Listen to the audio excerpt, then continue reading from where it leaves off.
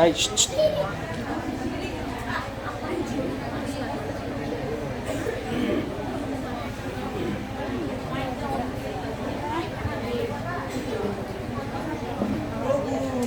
বিনয় করি, যদি আপনার যদি ইচ্ছা হয় তাহলে আপনার এই কাজটাকে চলে যাবেন না। আমি আপনাদের জন্য জলপানি আনিয়ে দিচ্ছি। আপনারা পা দিয়ে নিন এবং গাছের তলায়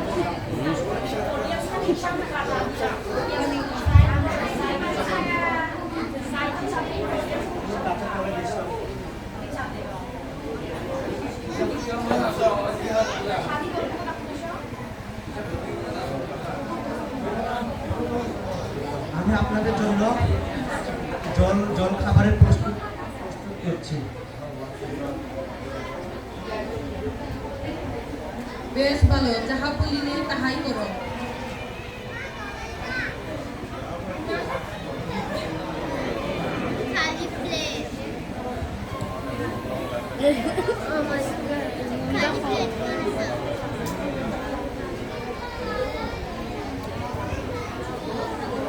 তোমার স্ত্রী সারা কোথায়?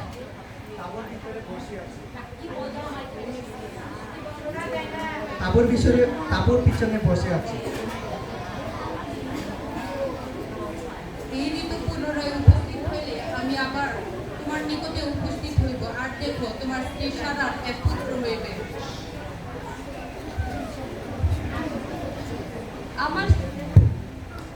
আমার স্বামী তো বুড়ো হয়ে গেছে, আর আমিও ক্ষয় হয়ে এসেছি।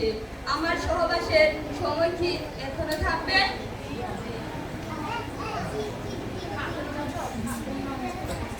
সারা কেন এই বিলাপ হাসিল যে আমি কি সত্যি প্রসব করিব? আমি যে বুড়ি, কোন কর্মই কি সদাপ্রভুর অসাধ্য? নিরুপিত এই ঋতু উপস্থিত হইলে আমি আবার তোমার নিকটে আসিব, আর সারার এক পুত্র হইবে।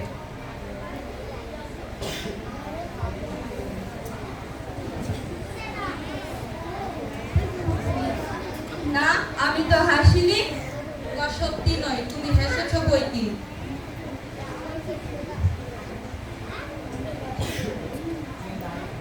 পরে সদাপ্রভুর আপন বাক্য অনুসারে সারার তত্ত্ববোধন করিলেন।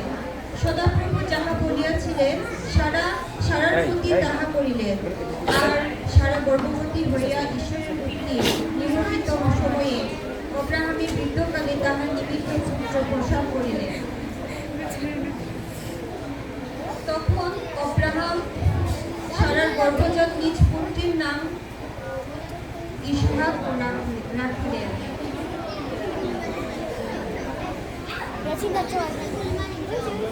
এই এই সম্বন্ধ তোমার অধিকার পুত্রকে যাহার তুমি ভালোবাসো, সেই ইসহাককে লইয়া মরিয়া দেশে যাও, এবং তথাকার যে এক পর্বতের কথা আমি তোমাকে বলিব, তাহার উপরে তাহাকে হোমর্থে বলিদান করো। যথাজ্ঞা প্রভু।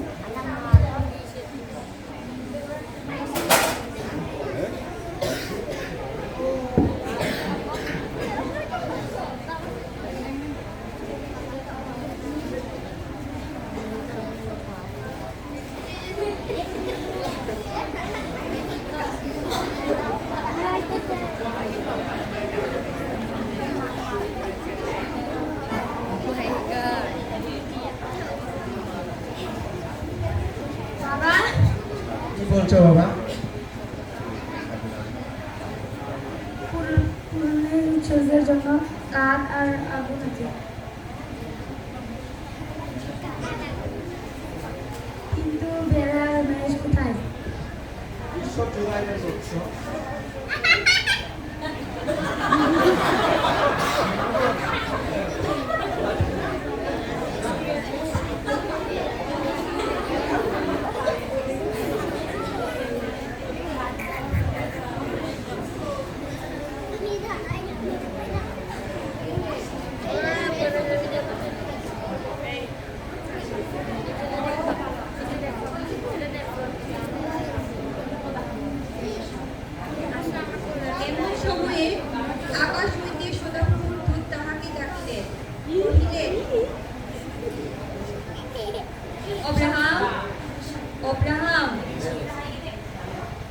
এই যে প্রভু আমি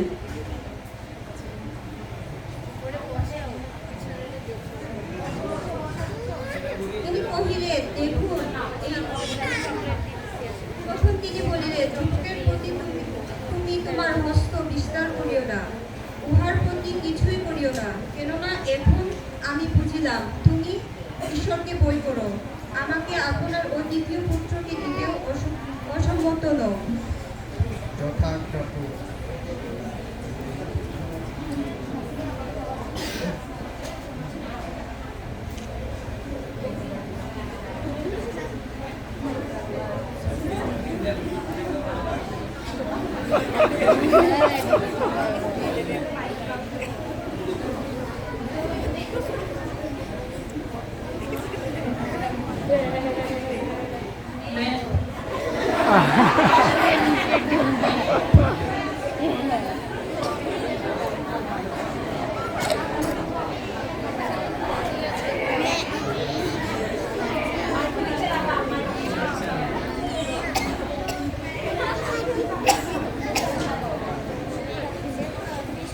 আমরা যে নাটকটি খেলেছি সেটি হলো অব্রাহাম এবং ইসহাককে আমরা এই গল্পের মাধ্যমে এই শিক্ষা পাই যে অব্রাহাম যেভাবে ঈশ্বরের জন্য চেয়েছিলেন এবং ঈশ্বরের কথা মতো তিনি তার পুত্রকে উৎসর্গ না করে সেই বেড়াকে উৎসর্গ করেছেন।